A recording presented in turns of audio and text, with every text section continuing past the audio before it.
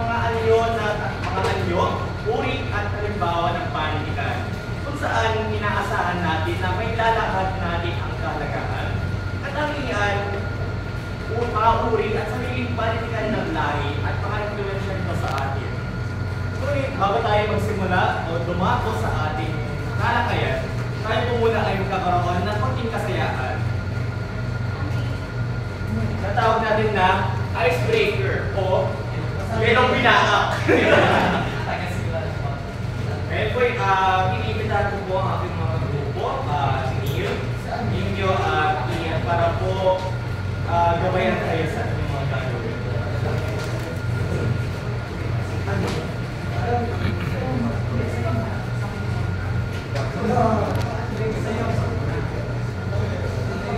So habang po tayo kakamusta niyo po muna kayo. Ate, kamusta po kayo? Anong nararamdaman niyo? Masaya po siya. Kayo naman po kuya, kamusta naman po kayo? Buhay pa rin. Ayaw mo na bang mabuhay? Ay, huwag naman ganan. Maganda mabuhay. So ayun po, mukhang handa na po ang aming pangkat. So, ibibigay ko na po ang sahig sa kanila.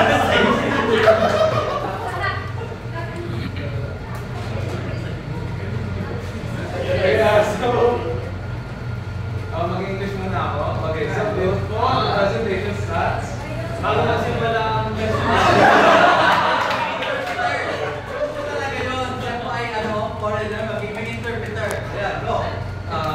during the presentation, we're gonna have a game.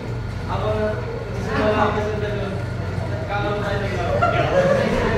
the game is called Touch My Nose.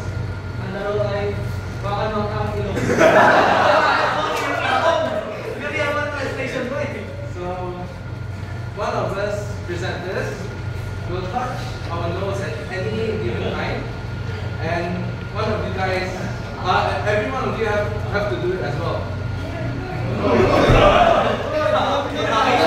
Isa sa mga nagpresenta ay hahawakan ng kanilang ilong. At lahat kayo dapat gagawin nyo rin, hahawakan nila ng inyong ilong.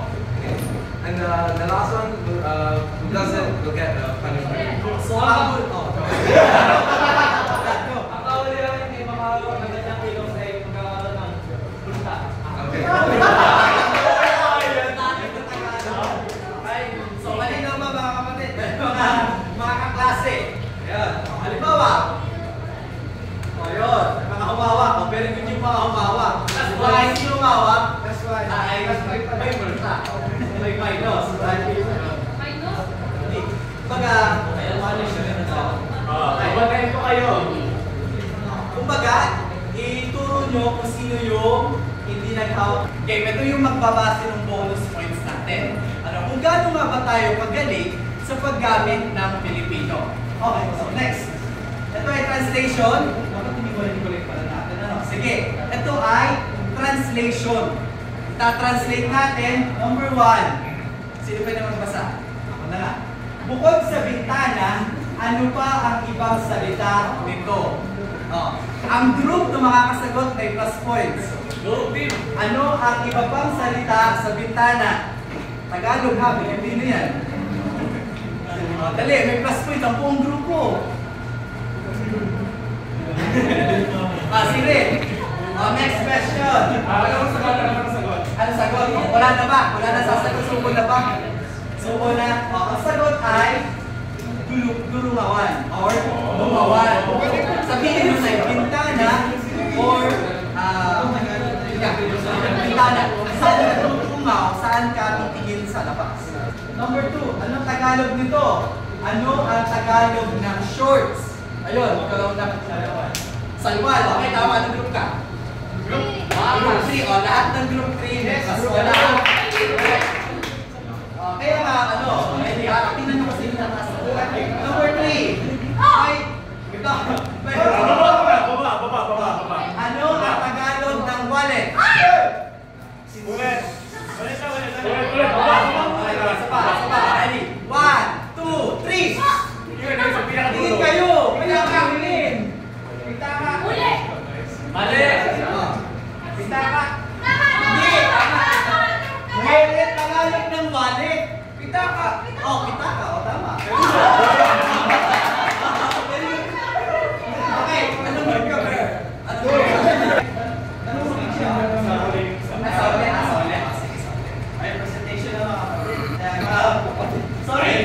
Ayun po.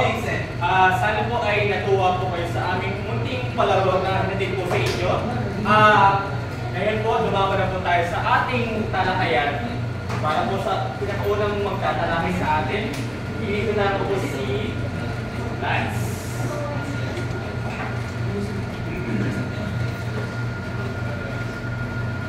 Okay. So, unang tatalakayin ko is yung mga katangian ng bawat panahon ng panitikan. Parang iba, bukod sa oral.